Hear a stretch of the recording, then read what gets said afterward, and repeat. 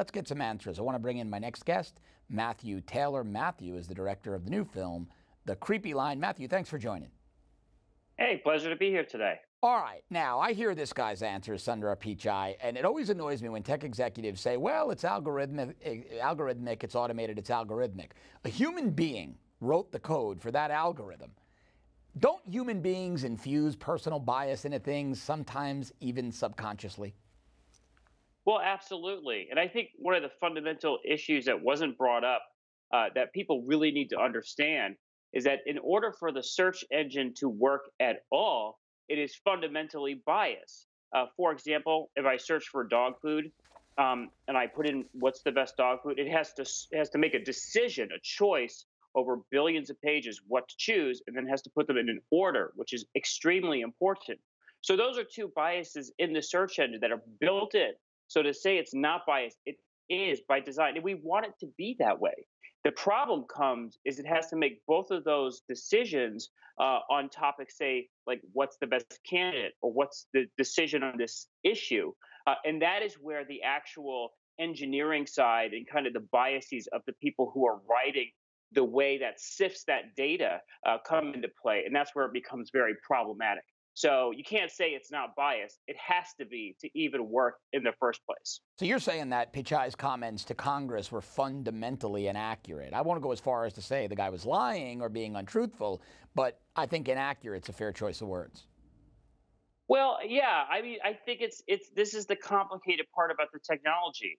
The technology is biased by design because it has to be. And so I think that let's give them the benefit of the doubt for a second and say, all right, there's no political bias. But you're still having somebody change that code so it has to say this dog food is better than that dog food. Well, how does that apply to? It applies to all issues. So if I'm an engineer and I just happen to lean a certain way, I just, may say, yeah, I think this is better than that. I think Hillary's better than Trump, or maybe even, and the thing is, it works the other way too. Trump is better than Hillary. I mean, these are the things. It has to put them in order. It has to happen that way. And you could even prioritize no issues, right? You could even say that one issue is better than another, and then the aggregate of those issues lead to a certain candidate. Yeah, I mean, and that's the thing. So I think that, Google, by their own admission, it's in our film, changes the algorithm, I think, up almost as much as twice a day or even more. So they are constantly tweaking it so it gives you better results based on the information they've collected from you using these things and culminating them. So they're obviously in there tinkering and doing things to give you better results. How can you not be biased and have the algorithm automatically do anything, yet police hate speech? Right. So how could you do both of those at the same time? Right. You're either making a decision or you're not. And look, if they're making a decision, that's fine. But don't tell us you're not. I mean, I'm totally fine. Hey, look, we don't like this, this, and this. That's fine. Apple actually is in that position. They say, look, we don't know. And they move on that. Google says, oh, no, we don't do anything. It's just the algorithm. It's a poor excuse for such a group of people. Yeah. All right, let's play another clip of the hearing and Google CEO on Capitol Hill. Let's listen to this. We've invested an enormous amount of work over the years to bring choice, transparency, and control to our users. These values are built into every product we make. We recognize the important role of governments, including this committee, in setting rules for the development and use of technology. To that end, we support federal privacy legislation and proposed a legislative framework for privacy earlier this year. Now, Matthew, the context of that statement was PICHAI saying that Google does all it can to protect users' privacy and data, but we've seen many, many tech breaches, a massive one with Marriott. The Chinese are suspected in that one, 550 million identities compromised there. What do you make of those comments from Google CEO? I mean, look, I have no doubt that they are building these systems to accommodate their customers. But we have to understand that we are not their customers. We are their product. Their customers are advertisers, governments, law enforcement agencies, all sorts of other things. And that's the thing. We think, oh, I got the Gmail, I'm the customer. No, that is a surveillance platform collecting your data. So yes, I would say that they're doing exactly what he says they're doing. It's just we don't understand that we're not the ones they're doing it for. And that's the problem. that's the problem with this company and with Facebook as well, as these are surveillance platforms. They don't, care about us. They care about collecting our information, and all manipulating us to move one direction or another. And it's not always politically. It could go back to the dog food. Yeah. They want us to go Purina over something else. Why? That's within their motives. We don't know why. That's ultimately the issue. If we knew, we wouldn't be, such a big issue, would it? No, not at all. And I think you're right. They don't do it for us. They do it to us, many people would argue. Absolutely. All right, before I let you go, I want to talk about Facebook. That was a perfect segue. Thanks for going there.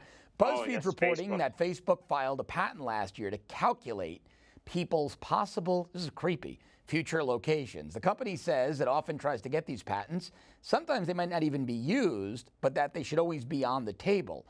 The program was reportedly called, quote, offline trajectories, and it would be used to predict where someone will go based on historical location data. Now, back in 2016, Google Maps for Android came under fire for creating a similar feature for its phones called driving mode. It did just that, right? It guessed where people would go based on location and web history.